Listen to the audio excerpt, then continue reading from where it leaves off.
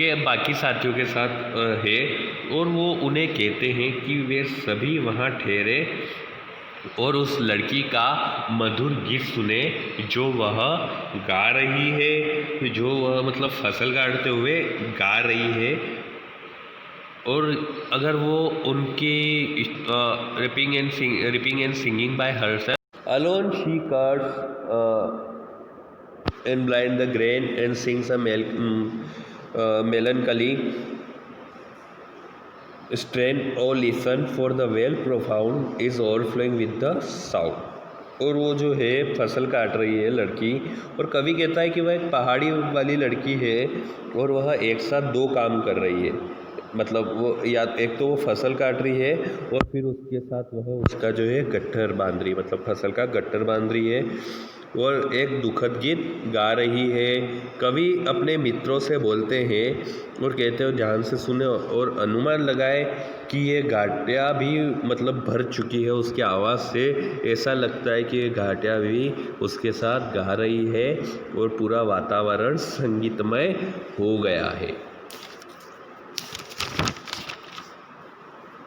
No nightingale did ever change more welcome notes to weary bands of travelers in some shady haunt among Arabian sands. Sands का मतलब होता है रेगिस्तान, और Nightingale का मतलब होता है बुलबुल, चांद का मतलब होता है गाना, वेरी का मतलब होता है थका हुआ, बैंड का मतलब होता है समूह, और शेडी का मतलब छायादार, और हॉन्ट का मतलब होता है बार बार छाई रहना।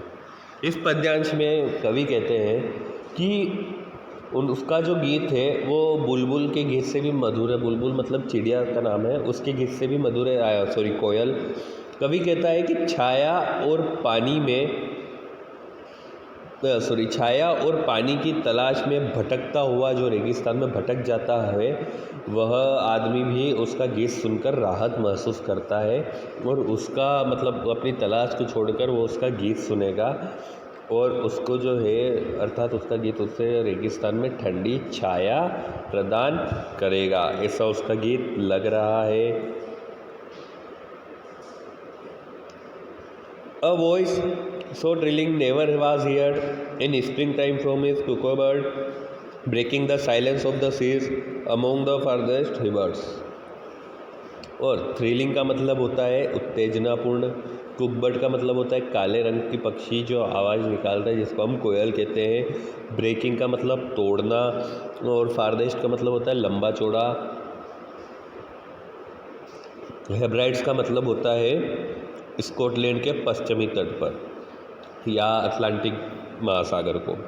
ओके, तो उसमें लिखा है कि कवि जो है वापस उसके गीत की तुलना कर रहा है कोयल के साथ, और कहते हैं कि उन्होंने बसंत ऋतु में भी मतलब बसंत या पानी वाली ऋतु में भी इतना मधुर गीत नहीं सुना, और उनकी जो आवाज़ है वो कोयल से भी अच्छी है और उत्तेजनापूर्ण है, मतलब अच्छी लग रही, उत्तेजनाओं से भरी हुई है। वह कहता है कि इसने पूरे द्वीप पे मतलब पूरी जगह पे हलचल पैदा कर दी है, और वहाँ पर जो सब लोग हैं वो अपना काम छोड़कर लड़की के गाने पर ध्यान केंद्रित कर रहे हैं, तथा उसका जो प्रेम है वो नेचुरल लव से मतलब प्राकृतिक है। Will no one tell me what she sings? Perhaps the plenitude numbers flow for all unhappy far of thing. Plenitude का मतलब होता है दुखद, फ्लो का मतलब प्रवाह। कवि उस लड़की के बारे में बोल रहे हैं और उसके भाव और गीत को समझने की कोशिश कर रहे हैं। कवि कह रहे हैं कि मैं उसके गीतों को मतलब उसके गानों को समझना चाहता हूँ लेकिन समझ नहीं पा रहा हूँ, और कामना करता हूँ कि मुझे उस गीत का कोई अर्थ समझाए। लेकिन आखिरी में कवि खुद ही अनुमान लगा लेता है कि वो लड़की किस बारे में गा रही है। शायद लड़की अपने दुखों को बता रही है, अथवा मतलब वो अपने पीछे छूटी हुई वस्तुओं या अपने युद्ध में किसी को खोया हुआ ऐसा कुछ मतलब अपना दुख व्यतीत कर रही है, ऐसा वह बता रहा है। मतलब उसके साथ अतीत में कुछ घटना घटी है वो बता रही है। or is it some more humbly familiar matters of today, some natural sorrow, loss or pain that has been and may be again?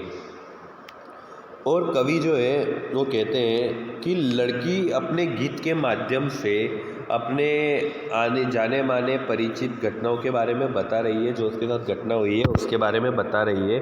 उसको जो प्राकृतिक आपदाओं के कारण कोई दुख हुआ या कोई नुकसान या कोई शारीरिक समस्या का अपना दर्द बता रही है, या जो पहले हो चुका है या फिर वापस भविष्य में हो सकता है, वह जो है लड़की उसको बता रही है।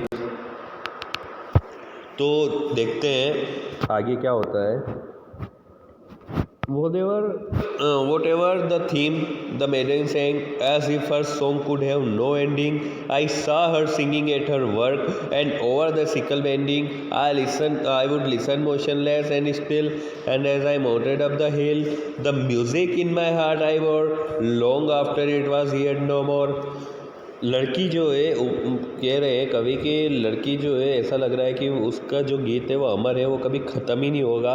कवि कहते हैं कि उसके काम करते और गाना सुनना, मतलब वो कोई गायक नहीं है, वह उसके गीतों में असलियत है, मतलब वो गाने जो असलियत से बता रही थी, उसके जो दुख थे उसमें बता रही थी, इसलिए कवि जो है उस गाने को सुन रहे थे। और आखिरी में जो है कवि वहाँ से चले जाते हैं। कवि कहते हैं कि वह पहाड़ों पर चढ़ता है और दूसरी तरफ चल जाता है, लेकिन फिर भी वह गाना उसके दिल और दिमाग में ताज़ा रहता है। और वह कहता है कि अपने जीवन में मैंने कभी भी इतना प्यारा गाना नहीं सुना और ना ही आगे सुन पाऊँगा। ओके स्टूडेंट, आपकी जो पोयम है यहीं ख़त्म होती है।